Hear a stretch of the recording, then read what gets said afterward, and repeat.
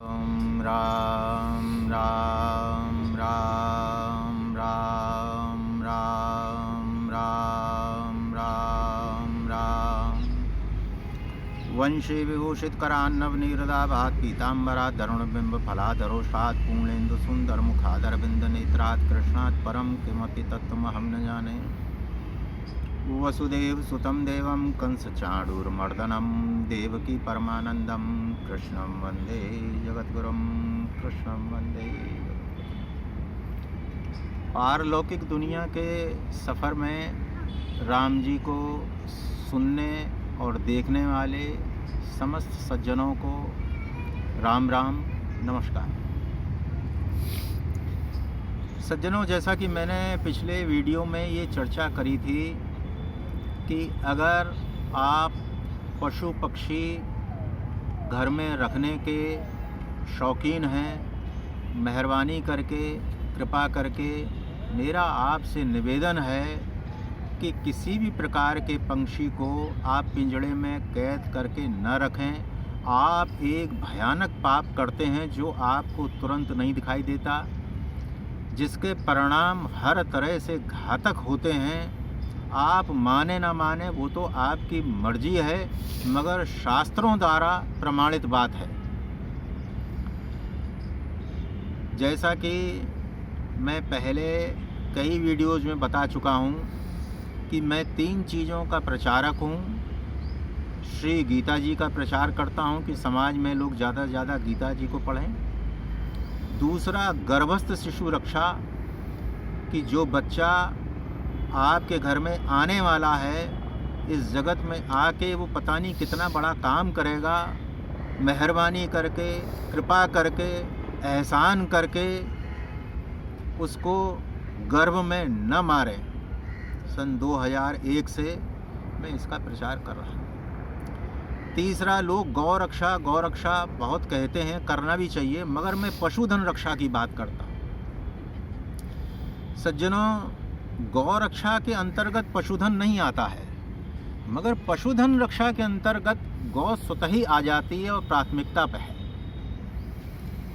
जैसा कि मैं उल्लेख कर चुका हूँ कि हम तभी किसी चीज़ के प्रचार के अधिकारी हैं जब उसका जीवन में स्वयं पालन करते हैं। अगर हम किसी चीज़ का जीवन में स्वयं आचरण में पालन नहीं करते हैं तो हमारा प्रचार करना एक झूठा कार्य साबित होता है जो फलीभूत नहीं होगा। सज्जनों, मैं जैसा कि बता चुका हूँ कि मैं चमड़े की कोई भी चीज़ धारण नहीं करता हूँ, किसी भी प्रकार की, न जूता, न चप्पल, न सैंडल, न पर्स, न बेल्ट। मेरे घर में चमड़े का यथासंभव कोई स्थान नहीं है। और यहाँ तक भी मेरे से बहुत से लोग रुष्ट रहते हैं कि मेरे बाहर जाने वाले जूते और चप्पल अंदर नहीं ला सकते। मैंने बहुत स्पष्ट कह रखा है, विनम्र निवेदन के साथ, अगर कोई नया आगंतुक होता है तो उससे भी मेरी प्रार्थना होती है कि कृपा करके अपने आप जूते और चप्पल बाहर ही रखें, घर अंदर एकदम साफ सुथरा है। अब सज्जनों, मैं मूल बात पे आता हूँ।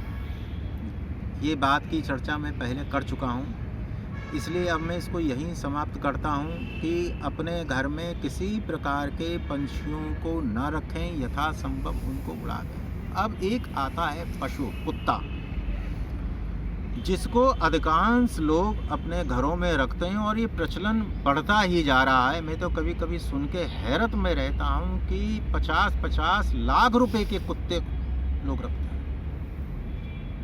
कभी कभी सुन के ये यकीन नहीं होता है। मैं ऐसे समाचार पढ़ता हूँ कि साहब 5 लाख, 10 लाख, 25 लाख, 50 लाख, कानों को विश्वास नहीं होता।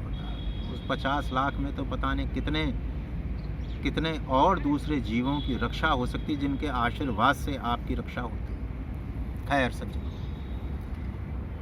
मुझको देखने और सुनने वाले सभी समस्त सज्जनों से मेरी हृदय से प्रार्थना है, विनम्र निवेदन है, यथासंभव कुत्ते को घर के अंदर नहीं पालना चाहिए।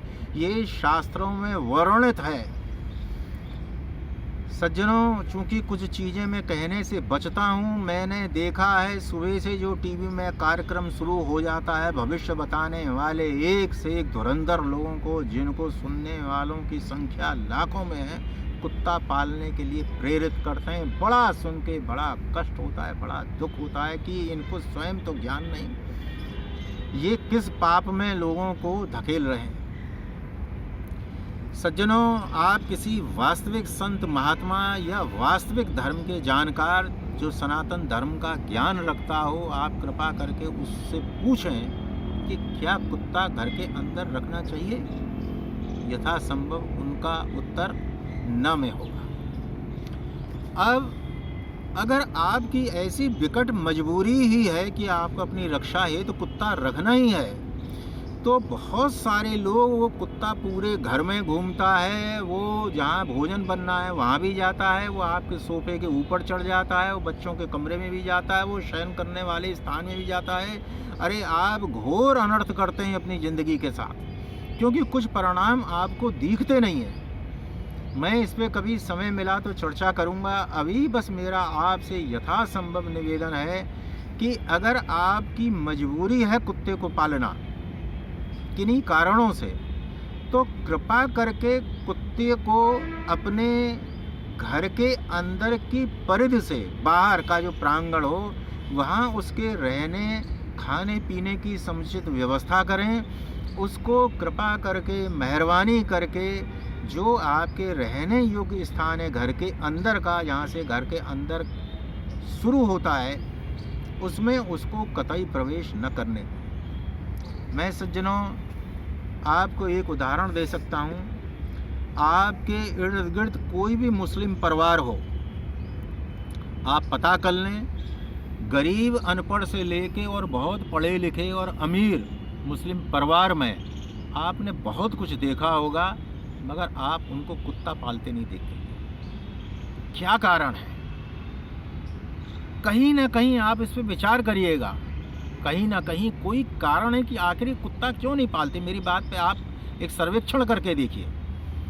आप 10, 20, 50, 100, 1000, 2000 मुस्लिम घरों को देख डालिए, उनके घर के अंदर आपको कुत्ता नहीं मिलेगा। इसका मतलब कहीं ना कहीं कोई बात है।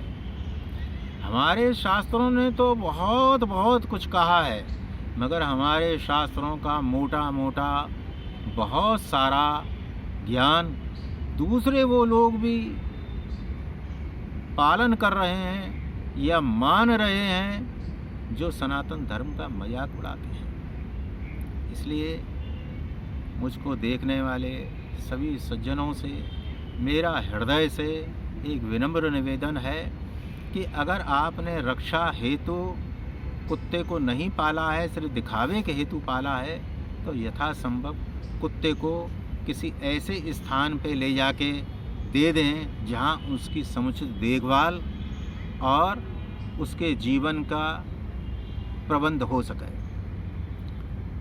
दूसरा वही एक निवेदन, सज्जनों, अगर आपको मेरी बातें जचती हों, अच्छी लगती हों, तो कृपा करके इन वीडियोज़ को आप ज़्यादा से ज़्यादा शेयर करने की कृपा करें। राम